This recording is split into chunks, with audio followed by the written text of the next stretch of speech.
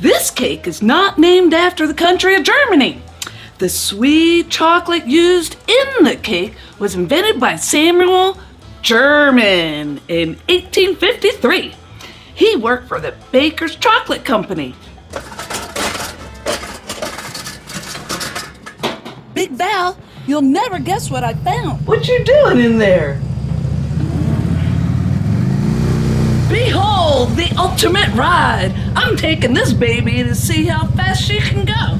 Just a little spin around the backyard.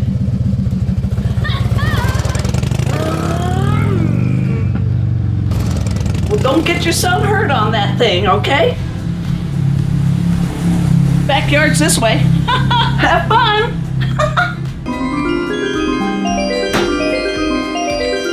Don't doubt the magic of the pantry. Paul has no idea what's coming, Jum Jum. She's done it. Hey, what's up with the glove? Yeah, I burnt myself with the hot glue gun last night, and we're serving this at social hour tomorrow, so I wanted to be safe.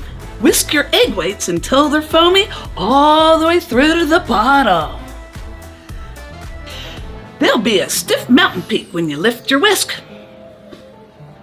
Plop this in another bowl, and you don't have to wash your bowl this way.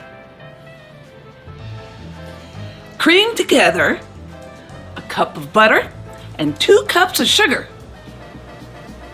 And while that's creaming, sift together 1.5 cups of cake flour, a teaspoon of baking soda, half a teaspoon of kosher salt,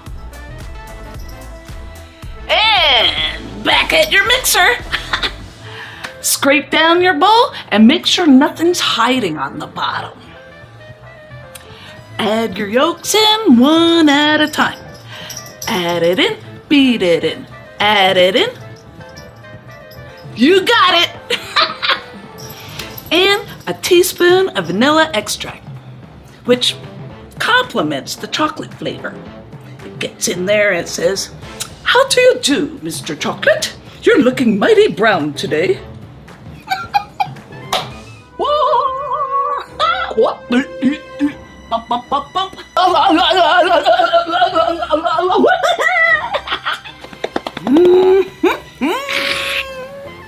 Now alternate everything in. 1/3 of the flour, half the buttermilk, and that baker's chocolate that you melted with a 1/2 cup of boiling water earlier. Yep, you just put it in there, give it a mix around, and in 15 minutes it's like ready. But make sure you let it cool at least to room temperature so you don't cook the batter when you add it in. And the rest of the buttermilk and flour. Now you fold in the egg whites. Move your spatula from the bottom to the top, gradually bringing up and over the batter. And keep doing this while you turn the bowl.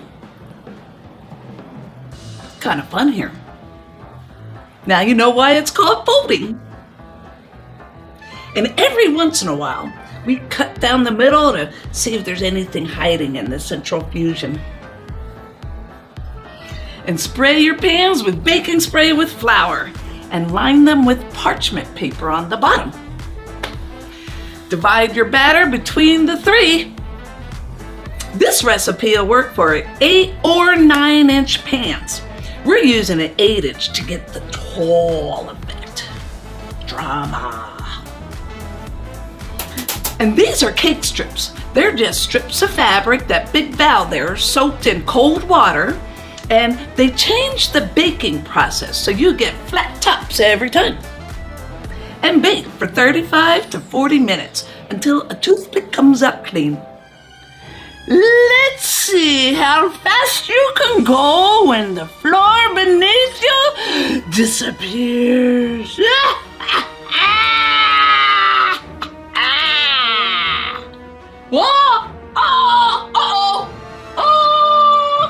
And while the cakes are baking, let's get started on this chocolate ganache frosting. It's super simple, but it takes a long time to cool. 10 ounces of semi-sweet chocolate. You can do 8, but 10 came in the bag, so what the hey, huh? 8 ounces of heavy cream and 2 tablespoons of light corn syrup. And just melt everything together. This is a double boiler, by the way. It's just a metal bowl over top boiling water. This is the gentle way to melt things. If you melt chocolate too fast and too hot, it can split. And then it gets greasy and lumpy, and there's just no going back. Set it on the counter to cool, and it takes a ridiculously long time to cool. And it'll form its skin, so give it a stir every once in a while. It'll melt right back on in. Hey! Whoa! This thing has rings! Wow! Nice! Woohoo! Whoa! Look at this trick!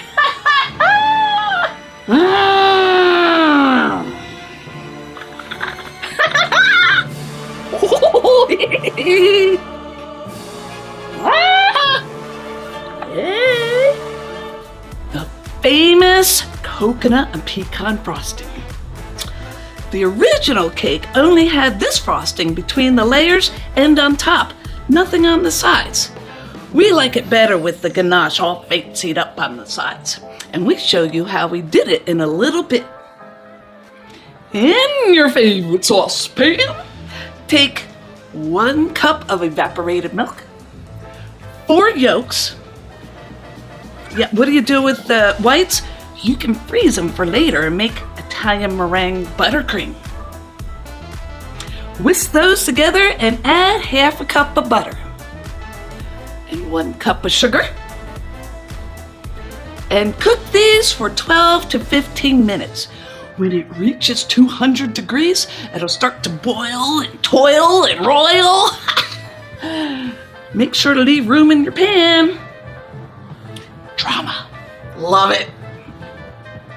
It'll get nice and thick. It'll start to turn a deep yellow and almost a golden brown. And it'll leave a distinct path behind your spatula. It's ready. Pour it into your coconut and add 1 cup of chopped pecans. We like to chop them smaller than what comes in the package. It makes it easier to cut the cake later.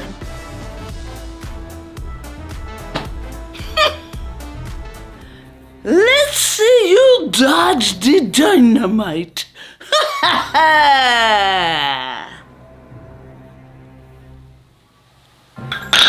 Holy muffins, is that dynamite? The ganache frosting should be nice and cool by now. And so are the cakes and the famous coconut pecan frosting. Let's put this all together. You'll be spreading the famous frosting onto each layer, so we divided it into thirds so you can see what it looks like. It's not a lot, it's like a little bit. German's chocolate cake, what it was originally named, was actually created by homemaker Mrs. George Clay in 1957. It was published in the Dallas Morning News in the Recipe of the Day section. And around the same time, a similar recipe was featured on TV. And from that day forward, it's become a part of American culture. To get the fancy side, we have to first make sure it's all even. And we use a bench scraper for that. A few complete turns with it, and voila. Then our fancy tool, we press gently and keep it steady as we turn the cake. The trick is to keep it straight up and down. Big Val's concentrating real hard there. Go back and fill it in and keep scraping in complete rotations. Then for the final scrape, we heat the tool with hot water, dry it off, and scrape 1 complete rotation. This is kind of fun, huh? Hey, what's this button for?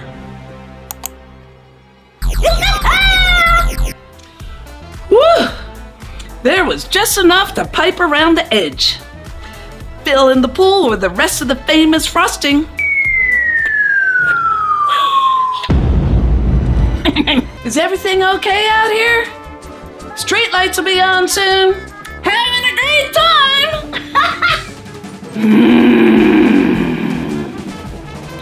Not one word, Jum Jum. Not one word. Ours is super creamy. Heavy whipping cream, magical spices. You're about to see. Let's see how to ruin the holidays. No. Rockets. Rockets. I think Captain Red Hook's having a fun time in the backyard. I know, ever since she found that motorcycle in the back of the pantry. I know. I'm Cinnamonella. And I'm Nutmeggin. Hey, there's something going on in the backyard. What are we waiting for? Right. Is this what they mean by running out? We have enough left. We're good. Okay, that's good. 9 ounces of ginger snap cookies. You can make your own if you like. Oh, and preheat your oven to 400 degrees. Takes a while. 1/4 cup of brown sugar and pulverize them. You can crush them in a baggie, but the food processor makes for finer crumbs. Drizzle in 5 tablespoons of melted butter. Look, that's a real science beaker there. Isn't that cool? Science is cool. And mold it around your pie plate nice and evenly. We use a measuring cup to work it around. Then we take the soggy bottom prevention step. Bake it all the way through for 10 minutes. Whee! Nothing's gonna stop me today. Look at this trick.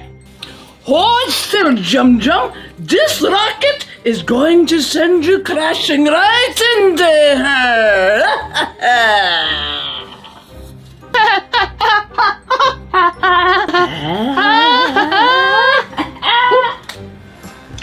Beat together, or you can mix it by hand. We have a mixer bowl with a spout, so 16 ounces of pumpkin puree from the can, 2/3 cup of brown sugar, 1 teaspoon of cinnamon, 1/2 teaspoon of ginger. Hey guys, wait for me! 1/2 teaspoon of nutmeg, 1/8 teaspoon of cloves. She must be sleeping. 1/2 teaspoon of kosher salt, 2 eggs at room temperature, and gradually add in 2 cups of heavy cream. Ready to spice things up? Let's make it fun. Almost missed it.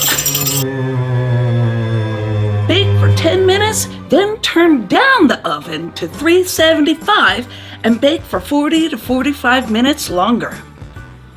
We made a crush seal for this pie because of the hot oven.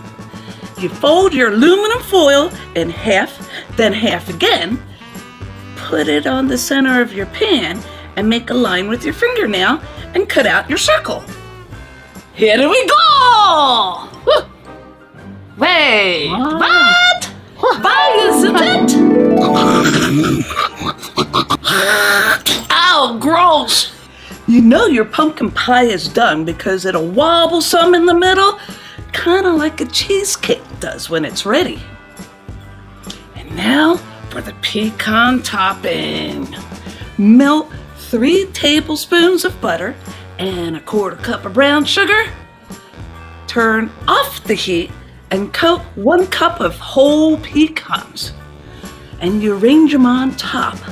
Use up all that delicious brown sugar butter mixture too. Turn your oven to broil. Move the top rack so your pie will be about 3 inches from the flame and toast them for 1 to 2 minutes. Isn't that insanely delicious looking?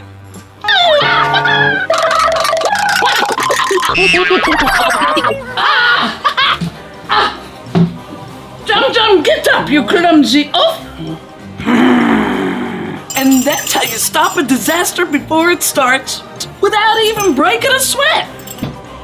If you enjoy our show, leave a comment. This is the way Big Val's mom used to make peach cobbler. It's super easy and one of our favorite comfort foods. Oh, ho, ho, ho, wow! I love your new hair color.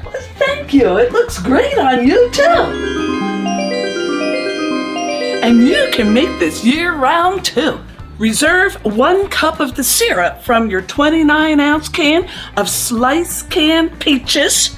Pour the rest of the slices in a 1-quart dish and set this aside for a moment. Oh, and start preheating your oven to 400 degrees. It takes a while to get up there. Woo-hoo! I love riding. You can have all the bells and whistles you want, Jesse, but this time I'm leaving you in the dust. Dust? Please, Bread Hook. You're about to get lapped by the queen of the tracks. Also, check out this flag in the back. Cool upgrade, huh? Finally, Jill hit the ramp, flies through the air, and boom! No more lunatic racers! No more chaos! Peace at last!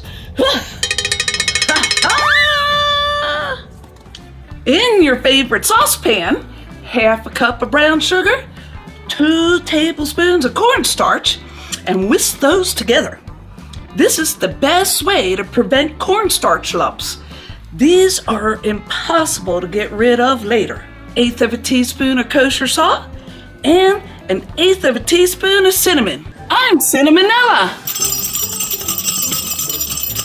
1/8 of a teaspoon of cloves.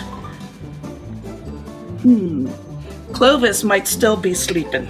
Not everything in this recipe is from scratch. No, my mom graduated from Temple University with a degree in home economics. Isn't that cool? Mom's hobbies were puppeteering and being a clown. Kinda explains things a little, huh? Add in the reserve syrup, 2 tablespoons of apple cider vinegar, 1 tablespoon of butter. And cook this on medium heat for about 10 minutes to get it nice and thick. Then go for 2 minutes longer to cook out any cornstarch taste. Pour it over your peaches and set this in the oven while we make the dough. Okay. Just a little closer. Closer. Closer.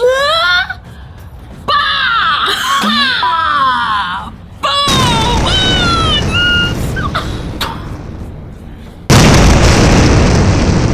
For the dough on top, you take 1 cup of Bisquick. Yes. 1/2 cup of finely shredded sharp cheddar cheese. 2 tablespoons of melted butter and 1/4 cup of warmed milk. Mix that all together and drop it in heaping tablespoons over the peaches. And then bake for 20 minutes until the crust is a nice golden brown. Look at those delicious, bubbling, caramelized juice. I can eat 2 pieces. Ha-ha! Whee! I'm a tricycle ace! Wow! I'm flying like a fire in the open seas! Whoa! Why does nothing work with these loonies? They turn everything into a carnival! Out of my way, Jum Jum! I'm going to bed!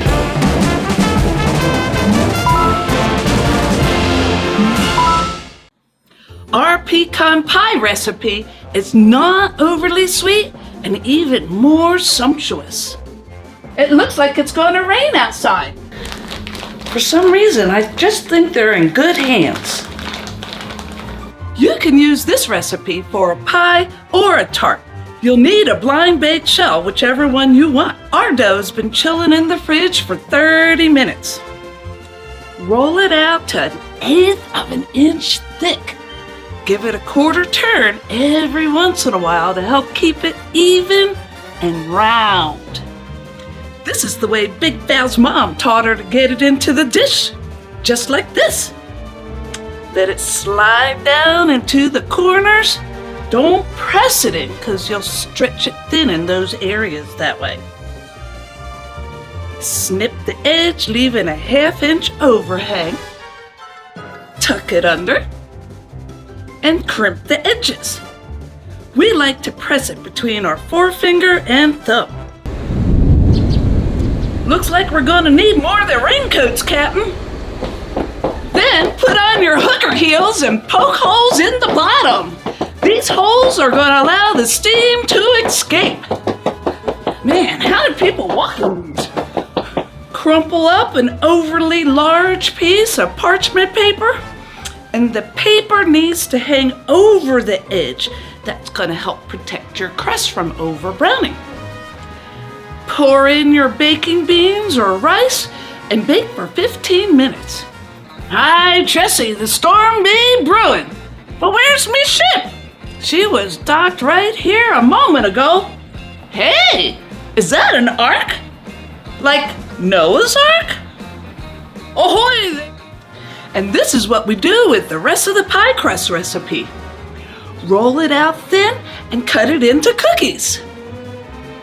Sprinkle generously some sugar on top and sprinkle cinnamon all over it. Bake these for 15 minutes or until they're a golden brown. And remove the beans and bake for 15 minutes longer to dry out the crust. You two need a lift before this great flood hits your swing set?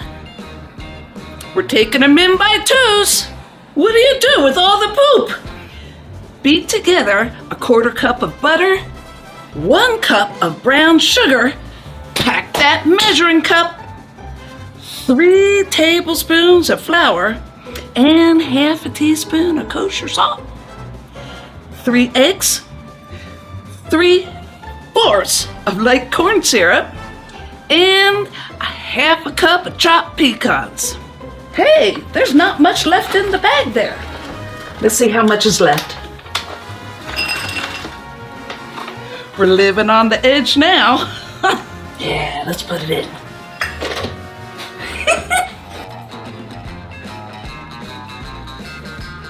Need me to tie up the trike and motorcycle? I can't believe you found these in Big Val's pantry.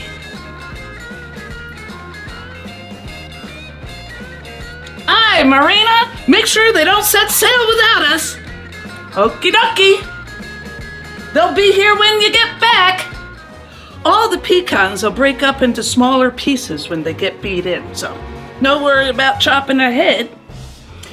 And finally, the crushed pineapple. You want this to be super drained when you add it in, or your pie can be soupy and dun dun dun, soggy bottom. Place pecan halves around the edge, and you can cover the entire top with them if you want. And bake for 60 to 70 minutes. The middle will jiggle a little bit, but it'll get nice and firm. About 5 minutes. Thanks, Mr. Noah. I'll leave us a good review on the Ark B&B. Just doing my job. We've got 40 days and 40 nights ahead. I knew I should have sabotaged their trike. Jump, go faster.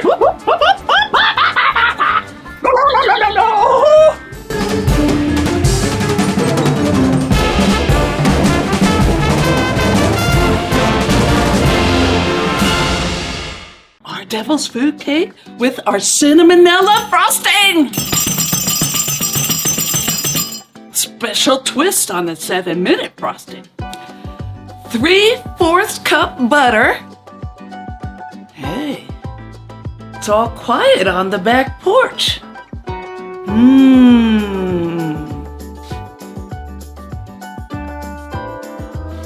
I think they'll be okay.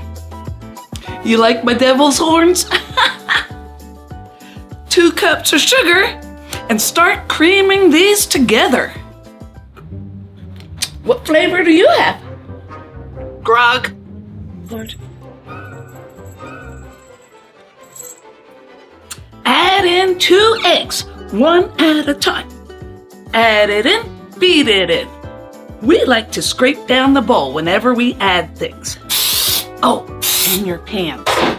Spray them with baking spray with flour and line the bottoms with parchment paper. Oops.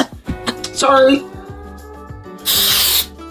In another bowl, sift together 2 1/4 cup of cake flour, 3/4 cup of cocoa powder, and 2 teaspoons of baking soda. This is where the cake's name comes from. The large amount of baking soda reacting to the cocoa is a bedevilment in old-fashioned culinary terms. This is it, Jum Jum. The perfect trap.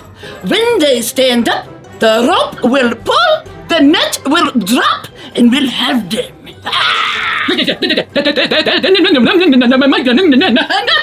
Exactly. Now all we need is something to lure them with. Do you have Gigi? Perfect. Stay quiet. Let me do the talking. Alternate in the dry and the wet. Starting with the dry in thirds and ending with the dry. This keeps you from over-mixing. Over-mixing can make your cake turn out tough like bread. And add in 1 tablespoon of vanilla extract too. Divide it in your pans. We use cake strips. They're just strips of fabric soaked in water, and they change the baking process so you get flat tops every time. And bake for 30 minutes or until a toothpick comes out clean. Did you hear something? Oh no! Who left this delicious cheesy snack just sitting out in the open? I hope no one comes to eat it. That would be terrible.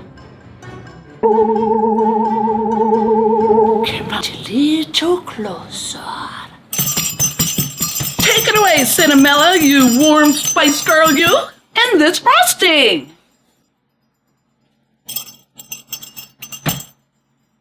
Whisk 6 egg whites and 1 teaspoon of cream of tartar on medium speed. We separate them outside the bowl because a bit of yolk will ruin the whole batch. They're a lot easier to separate when they're fresh out of the fridge. And whisk these to stiff peaks. See the mountain peak? You think this is a trap? I think I'll just get this nice piece of cheese. And in your favorite saucepan, 2 1/4 cups of sugar, 1 1/2 cup of water, and 1/2 cup of cinnamon imperials, 3 tablespoons of corn syrup, and bring this to 236, 240 degrees. It'll take a really long time, like 15 minutes. But then, at 200 degrees, it starts to boil and toil. Now, flip your mixer to high speed and drizzle it in.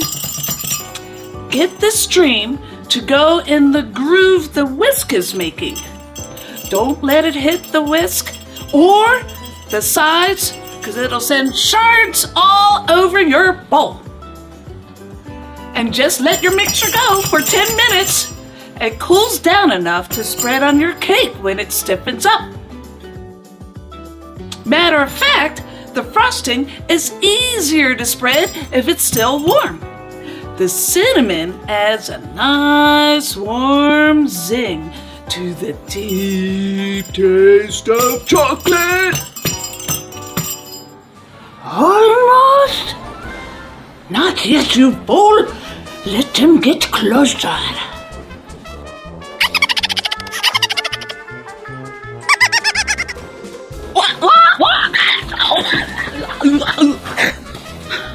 I can see Jum Jum.